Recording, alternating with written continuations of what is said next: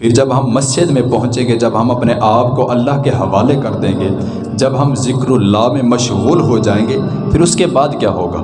پھر وہی بادشاہ تھا، جب اس نے یہ بات سنی نا تو تاریخ میں ملتا ہے کہ اس نے اپنی ساری بادشاہت ختم کر دی، تخت و تاج چھوڑ دیا اور دریا کے کنارے جا کر بیٹھ گیا، ہر چیز ختم کر دی، دریا کے کنارے جا کر بیٹھا اور وہاں پر جناب اللہ اللہ کر رہا ہے۔ ایک بادشاہوں والی زندگی چھوڑ کر ایک فقیروں والی زندگی جی رہا تھا بندہ۔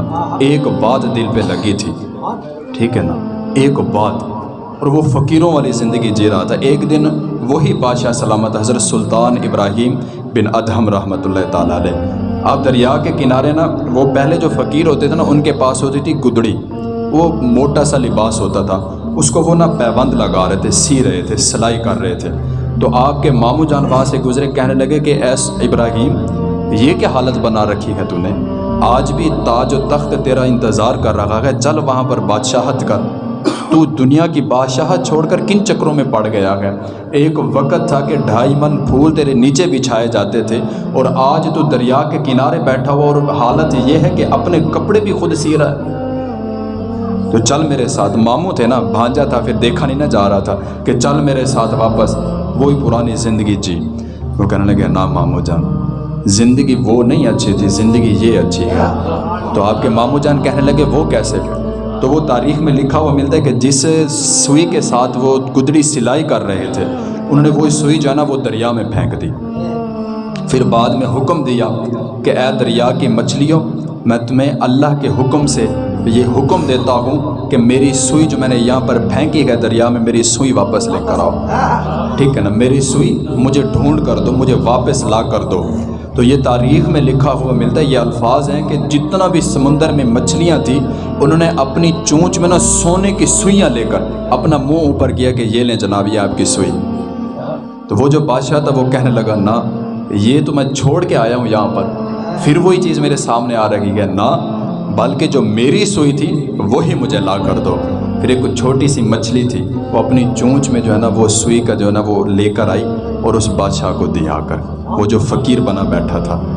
پھر وہ سوئی جب ملی تو اپنے ماموں جان کو، وہ جو بادشاہ سلامت حضرت سلطان ابراہیم بن ادہم، وہ کہنے لگے کہ ماموں جان آپ بتائیے، جب میں تاج و تخت پہ بیٹھا تھا تو وہاں پر میری جناب عزت کرتے تھے صرف میری مال و دولت کی وجہ سے، میرے رعب کی وجہ سے، میری دہشت کی وجہ سے، وہ بھی صرف میرے محل میں میری عزت ہوتی تھی جب تک میں بادشاہ تھا۔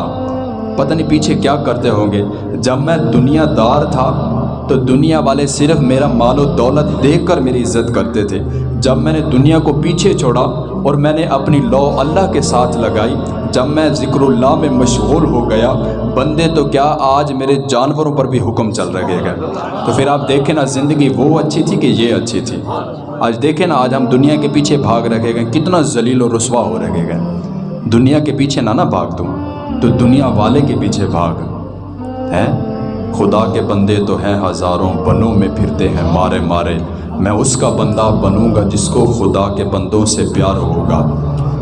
اللہ کے ساتھ لو لگا اور اللہ کے بندوں کی خدمت کر، پھر دیکھ تیرے کیسے وارے نیارے ہوتے گئے، ٹھیک ہے نا۔ یہ نقیب صاحب کہہ رہے تھے نا جی، خادم حسین رضوی صاحب نور اللہ مرکز میرے استاذ محترم ہیں، ٹھیک ہے نا جی، انہوں نے جیسے دین کی خدمت کی نا، ہم تو کچھ بھی نہیں ہیں، بس ہمارے نعرے ہیں، ہماری باتیں رہ گئی ہیں، عمل کچھ نہیں ہے ہمارے پاس، کچھ بھی عمل نہیں ہے ہمارے پاس، ٹھیک ہے نا جی۔ نہ ایسے نہ اپنی زندگی کو اللہ اور اس کے رسول کے بتائے ہوئے طریقے کے مطابق گزارو۔ ان کی بات پھیلانا صدقہ جاریہ ہے، ثواب کی نیت سے ویڈیو کو شیئر ضرور